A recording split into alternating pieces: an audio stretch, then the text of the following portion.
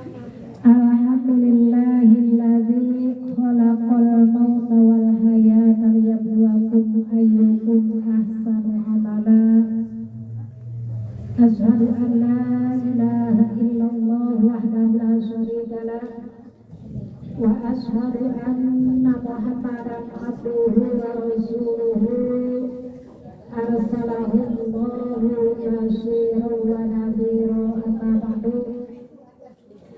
Allahumma sholli ala sayyidina Muhammadin al-Fatihi lima ughliqa wal khatimi lima sabaqa nasiril haqqi bil haqqi wal hadi ila siratikal mustaqim wa ala alihi haqqa qadrihi wa miqdarihi al-azim. Amma ba'du. Wa qala ta'ala fil Qur'anil Karim, a'udzu billahi minasy syaithanir rajim, bismillahirrahmanirrahim. Wa likulli ummatin ajalun fa idza jaa ajaluhum la yastakhiruna sa'atan wa la yastaqdimun. Shadaqallahul azim. Yang sama-sama kita hormati wabil khusus sahibul bait, keluarga besar almarhum dan almarhumah yang asli, juga yang saya hormati guru kita bersama. Saya punya orang tua Ibunda Hajarodemah. Semoga Allah pelihara kesehatan dan keberkahan umurnya. Amin. Juga yang saya hormati orang tua kita Haji Siti Hasanah yang Sofia. Juga yang saya hormati para orang tua, ibu-ibu jamaah majelis ilmu yang insya Allah kita semua berada dalam ridho Allah Subhanahu wa Ta'ala. Puji syukur senantiasa kita sampaikan kehadirat Allah Subhanahu wa Ta'ala yang alhamdulillah sampai pada hari ini kita masih bisa merasakan kenikmatan dunia, juga kita masih bisa menghirup udara yang segar, serta kita masih dibangunkan dari tidur kita oleh Allah Subhanahu wa Ta'ala. Dan tentunya ketika kita bangun tidur tidak lupa mengucapkan alhamdulillahirabbil alamin qadama amatana wa ilaihi nusur. Ibu, kalau bangun tidur itu doanya dibaca apa aja? Dibaca Bu, ya. Karena kita berterima kasih kepada Allah Subhanahu wa Ta'ala, kita memuji segala puji bagi Allah yang telah menghidupkan kita setelah kematian kita. Coba kalau kita perhatikan ibu-ibu sekalian, setelah Allah menyebar virus COVID-19 yang disebar dari seluruh dunia, banyak orang yang masuk rumah sakit kagak kembali pulang lagi. Betul nggak Bu? Betul. Bahkan ketika dari keluar dari rumah masuk ke rumah sakit, ada yang pertemuan yang terakhir karena udah nyampe rumah sakit orang kagak ada yang boleh nongok, kalau kata orang sini. Orang kagak boleh ada yang jengukin. Semua kita berhubungan dengan satpam. Makanya satpam ketika Allah turunkan COVID-19, satpam diangkat derajatnya oleh Allah Subhanahu wa Ta'ala sampai kita sulit membedakan mana yang satpam mana polisi. Ya, betul. Artinya satpam lagi diangkat derajatnya oleh Allah Subhanahu wa Ta'ala pakai baju yang dia pakai. Bu, ya. Kalau bawa motor agak punya SIM, nggak punya surat-surat motor, kita nggak bawa, begitu ada polisi kita takut. Sama halnya seperti ketika keluarga ada yang masuk rumah sakit, karena kalau sudah masuk rumah sakit nggak boleh ada yang jenguk. Begitu dilarang sama satpam, kita udah nggak boleh deh tuh ketemu keluarga kita. Ya Bu, nganterin makanan lewat satpam, nganterin salinan lewat satpam. Bahkan ketika sudah meninggal dunia pun, ketika dalam menghadapi sakaratul maut, yang biasanya kita dampingin, yang biasanya kita temenin, begitu menghadapi sakaratul maut, yang biasanya kita tuntun dengan kalimat la ilaha illallah Muhammadur Rasulullah, itu enggak kita tuntun, Bu. Kenapa? Hadapin sakar mautnya cuman dewek-dewek sendirian, anaknya ada di rumah, istrinya ada di rumah, bahkan sudah meninggal dunia pun kita nggak boleh ketemu dari dimandiin, dikafankan sampai pada disolatkan, lalu dianterin sampai ke kuburan. Itu keluarga kagak ada yang pada tahu kuburannya ada di mana, Bu. Itu kan ketika COVID sedang menyebar, Ibu, itu benar-benar kita ketika saudara ada yang masuk rumah sakit benar-benar nggak ketemu sama sekali. Karena katanya kalau sudah meninggal, ini udah rapi, udah dimandiin.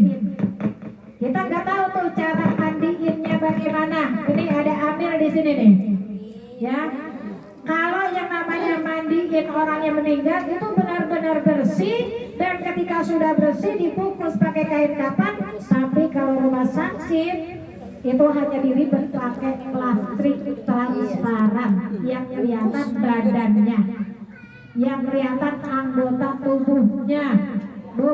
Itu ketika orang meninggal di rumah sakit dengan terpapar COVID-19. Sampai ketika disolatkan kita nggak tahu bagaimana nyolatkan, bagaimana berapa orang yang menyolatkan. Begitu sudah selesai dimandikan, dikapankan, disolatkan, dianterin sana ke Padurenan yang namanya Bantar Gebang, tempat pemakaman khusus COVID. Mungkin bagi keluarga orang awam yang mereka hanya menerima biarin dah, ya, biarin dah, dibawa aja, nggak lihat juga nggak apa-apa, Bu. Kan kita kalau yang namanya punya orang tua, punya saudara, itu kan kita udah tahu kuburannya lebah mana. Ketika kita berziarah udah tahu tuh kuburan orang tua kita lebah sini, ya, di blok berapa. Kalau di sana kan per blok, Bu. Makanya kemarin ketika saya punya keponakan meninggal dunia di rumah sakit, dari baru masuk rumah sakit itu keluarga nggak ada yang boleh jenguk, nggak boleh ada yang nengokin. Sampai meninggal dunia di sana dimandikan, dikapankan, langsung dibawa ke sana ke pemakaman Padurenan. Dan saya punya inisiatif, ayo kita lihat, nah biarin kita melihatnya dari jauh aja, kalau dari dekat nggak boleh. Yang penting kita tahu kuburannya itu lebah mana. Kebetulan saya juga pengen tahu. Kalau menurut cerita, kadang-kadang ada benernya, kadang-kadang nggak ada benernya. Tapi kebanyakan ya kagak benernya. Kenapa, Bu? Katanya kalau sudah masuk ke pemakaman COVID, itu kita nggak boleh lihat sama sekali. Kita nggak boleh deketin. Tapi apa yang saya dapatkan ketika sampai di sana, Bu, nggak terasa yang namanya ada orang menanggil, ada orang meninggal terpapar COVID-19. Di sana orang dagang banyak, di sana orang yang ngantri juga banyak. Memang ada benernya, itu ambulan peron, Bu, berbaris satu persatu. Kenapa? Nungguin giliran yang nguburin. Karena yang nguburin semua pakai pakaian yang sudah disiapkan dari rumah sakit yang namanya APD. Nah, kalau kita nggak tahu dari mulai dikuburkan sampai nanti ketika kita datang ke sana, kita nyari-nyari, Bu. Kenapa nyari-nyari? Karena sampai luas, ternyata di sana per blok. Ada blok yang A, hari ini tanggal, umpamanya hari ini tanggal 7, satu blok, dua tanggal 7 semua. Oh gitu cara tanggal. Kaplingnya berapa, bloknya blok apa, ya, tanggalnya tanggal berapa. Jadi nggak kayak di kober kita. Kalau di kober kita mah ada yang sebelah sini, ada yang sono, orang meninggal tadi ada di sini. Tapi kalau yang namanya Bantar Gebang, itu jadi bernapling. Naplingnya itu nomor berapa? Lah kalau emang kita nggak tahu sama sekali keluarga yang meninggal di rumah sakit, dianterin sampai sana, kita benar-benar nggak tahu bagaimana kita ketika mau berziarah memakamkan saudara-saudara kita. Makanya kesian tuh orang yang meninggal, saudaranya dari nganterin, dia nggak tahu. Giliran dicari susah bu. Karena banyak banget ternyata pada hari tanggal yang sama itu saya sempat itu lebih dari 50 orang. Kenapa? Karena saya pengen tahu dari cerita-cerita yang katanya pemakaman udah penuh. Kalau ada yang meninggal nggak punya tempat bawa aja sana, udah ada lubangnya. Bu, jadi kita nggak usah pakai gali lubang, karena lubangnya itu udah disiapin. Galinya pakai alat, ya bu. Makanya ketika kita berziarah, kalau kuburnya ada, kuburannya tahu enak, kita tinggal datang, kita doain dah tuh, ya. Mudah-mudahan kita yang hadir pada hari ini senantiasa diberikan panjang umur, sehat badan kita, Allah berikan keberkahan dalam segala urusan kita. Ibu-ibu yang saya hormati, sholawat dan salam semoga senantiasa tercurahkan pada baginda Rasul, yaitu Nabi kita Muhammad Sallallahu Alaihi Wasallam. Mudah-mudahan kita semua nanti akan mendapatkan syafaatnya di yaumil qiyamah. Amin ya rabbal alamin. Ibu-ibu yang saya hormati, alhamdulillah pada hari ini kita diundang oleh jamaah kita, saudara kita, teman kita, yaitu Ibu Rus yang mengundang dalam acara 100 hari dari meninggalnya Nyang Asmi yang telah dipanggil oleh Allah Subhanahu wa Ta'ala. Tentunya dengan kehadiran kita bersama dapat memberikan doa kepada almarhum dan juga almarhumah, dengan keluarga yang ditinggalkan. Berharap dari doa-doa kita semua, almarhum dan almarhumah yang telah dipanggil oleh Allah Subhanahu wa Ta'ala, mudah-mudahan senantiasa mendapat jujuran rahmat dan ampunan dari Allah, serta kuburnya Allah jadikan raudhah min riyadil jannah. Amin. Ibu, karena harapan orang yang meninggal kepada orang yang hidup itu hanya doa. Dia nggak pengen dikasih kue, nggak pengen dikasih minum, karena keberadaan orang yang ada di dalam kubur sudah tidak bisa untuk menghubungkan dengan sesuatu apapun kecuali hanya doa-doa kita yang menjadikan ahli kubur kita mendapat kebahagiaan di dalam kubur. Alhamdulillah Ibu, tentunya dari rangkaian acara ini kita telah membaca surah Al-Fatihah, membaca surah Yasin, dan tadi kita iringi dengan pembacaan riwayat Maulid, serta kita tahlil juga tidak kita lupakan dan tidak baca, yang tentunya semua itu kita hadiahkan buat almarhum dan almarhumah Nyang Asmi binti Wang Sakur dan juga Bapak Hasanuddin bin Hasan, ya Bapak Bahrudin bin Hasan. Mudah-mudahan doa-doa kita pada hari ini diterima oleh Allah Subhanahu wa Ta'ala. Ibu, perlu kita ketahui bahwa kandungan surat Al-Fatihah itu adalah daftar isi dari seluruh kandungan Al-Quran. Jadi surat Al-Fatihah itu adalah kandungan isi dari seluruh kandungan Al-Quran. Kenapa? Karena sebagian dari kandungan surat Al-Fatihah itu berisi tentang tauhid, mengenal sifat-sifat Allah Subhanahu wa Ta'ala. Maka dikatakan barang siapa yang membaca surat Al-Fatihah sama dengan ia membaca sepertiga dari Al-Quran. Maka dikatakan Afdalul Quran suratul Fatihah. Kalau kita membaca Al-Quran, awali dengan bacaan surat Al-Fatihah. Oleh karena itu ibu-ibu sekalian, orang yang sedang menghadapi sakaratul maut contohnya. Dibacakan surat Yasin, dibacakan surat Al-Fatihah, bukan berarti orang itu pengen hidup lagi. Bu, ada orang yang mengatakan begini, ya Allah pas dibacain surat Fatihah, dibacain surat Yasin, kelihatannya seger lagi. Bukan itu ibu maksudnya. Yang kita bacakan surat Fatihah, yang kita bacakan surat Yasin, bukan berarti orang yang sedang menghadapi sakaratul maut dia bisa seger kembali, bisa sehat kembali, bisa hidup seperti sebagaimana biasa. Bukan itu tujuannya. Melainkan tujuannya ketika malaikat Israil menjemput nyawanya, ia meninggal dalam keadaan husnul khotimah, meninggal dalam keadaan ridhonya Allah Subhanahu wa ta'ala.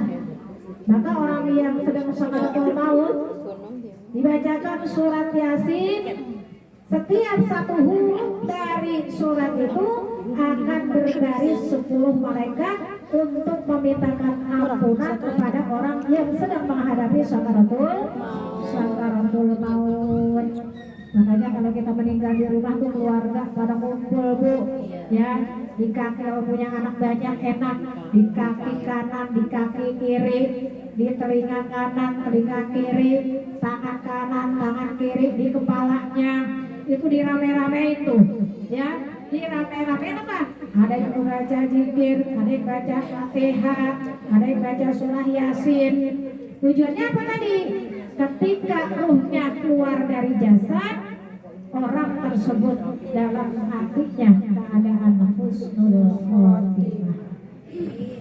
Ibu-ibu yang saya hormati, dikatakan ibu, innamal mar'u ahadisun ba'dahu fakun hadasan hasanah lima wa'a. Orang kalau meninggal dunia itu menjadi cerita bagi orang yang hidup. Orang yang mati menjadi cerita bagi orang yang masih hidup. Maka ketika kita masih ada di dunia, tinggalkanlah cerita-cerita yang baik kepada orang yang hidup. Sebab baik tidaknya seseorang tergantung dari apa yang dilakukan ketika dia masih hidup. Jadi kalau kita meninggal dunia, ada yang nyebutin kebaikan kita, itu menandakan bahwa orang tersebut baik. Dengan menyebutkan kebaikan-kebaikan yang kita sebutin, orangnya udah meninggal, itu adalah menjadi doa buat orang yang sudah meninggal. Makanya dilarang. Kalau kita nyebutin kebaikan-kebaikan orang yang sudah meninggal boleh, menyebutkan kejelekan-kejelekan orang yang sudah meninggal nggak boleh. Kenapa kalau kita sebutkan kebaikan-kebaikannya boleh? Yang kita sebutin kebaikannya semua itu akan menjadikan orang yang sudah meninggal dunia mendapatkan kebahagiaan di dalam kubur. Biar aku umpamanya ada orang meninggal dunia, orang yang pencuri, perampok, pezina, penyamun, ibu galak. Walaupun di dunianya seperti itu, kalau dia masih ada imannya, tidak boleh kita menyebutkan kejelekan-kejelekannya. Tetap yang kita sebutkan, walaupun sedikit kebaikan yang pernah dia lakukan, itu kita sebutin semua kebaikan-kebaikannya. Mudah-mudahan dengan disebutin kebaikan-kebaikannya, kejelekan-kejelekannya diganti dengan orang yang banyak menyebutkan kebaikan-kebaikannya. Alhamdulillah ibu. Pada hari ini kita diundang dalam acara 100 hari meninggalnya Asmi. Dia mempunyai anak-anak yang soleh, teman-teman yang soleh. Kalau bukan karena anaknya, ini belum tentu orang yang sudah meninggal dunia bisa mengundang kita untuk hadir sama-sama. Ini berkah dari orang tua yang mendidik anak-anaknya menjadi anak yang soleh dan soleha. Karena anak yang soleh dan soleha, walaupun orang tua sudah meninggal dunia sekalipun, Ini adalah salah satu bakti anak kepada orang tua ketika orang tuanya udah nggak ada. Karena kita diajarkan Bu oleh alim ulama, tanda bakti anak kepada orang tua yang pertama kita disuruh doain. Nih, alhamdulillah pada hari ini Ibu Rus dan keluarganya ajak kita untuk doa bersama, mendoakan untuk orang tuanya. Makanya beruntung Nya Seni punya tetangga orang baik, punya saudara-saudara orang baik, anak-anak yang soleh, sehingga diundang nih teman-temannya hadir semua untuk mendoakannya yang ada dalam kubur. Jadi ini tanda bakti anak kepada orang tua. Tuh, yang pertama apa Bu? Mendoakan. Ya, mendoakannya setiap waktu. Jangan terlepas kita mendoakan orang tua kita, baik yang masih ada maupun yang masih hidup. Tuh, kita doain tuh. Ya, orang tua kita masih ada, kita doain. Orang tua yang sudah meninggal juga kita doain. Lalu bagaimana caranya supaya doa-doa kita diterima oleh Allah Subhanahu wa taala? Apa yang kita inginkan? Yang pertama kemarin di mushola saya sudah sampaikan. Yang pertama kita memuji pada Allah. Yang kedua kita bersolawat kepada Nabi Muhammad SAW. Ibu, doa kita kalau enggak kita iringi dengan pembacaan solawat, doa kita enggak bakalan diterima. Karena doa seorang anak enggak ada alingannya, enggak ada hijabnya. Pada hari ini kita minta pada Allah Subhanahu wa taala, pada hari ini doa-doa kita diangkat, disampaikan kepada orang tua kita. Makanya kalau orang berdoa enggak pakai sholawat, itu enggak diterima doanya Bu. Ya, makanya kita baca Allahumma sholli ala sayyidina Muhammad wa ala ali sayyidina Muhammad.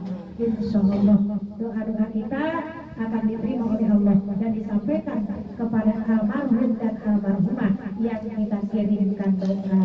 Jangan lupa kalau kita kirimin doa kita sebut tuh namanya, bin bapak kandungnya.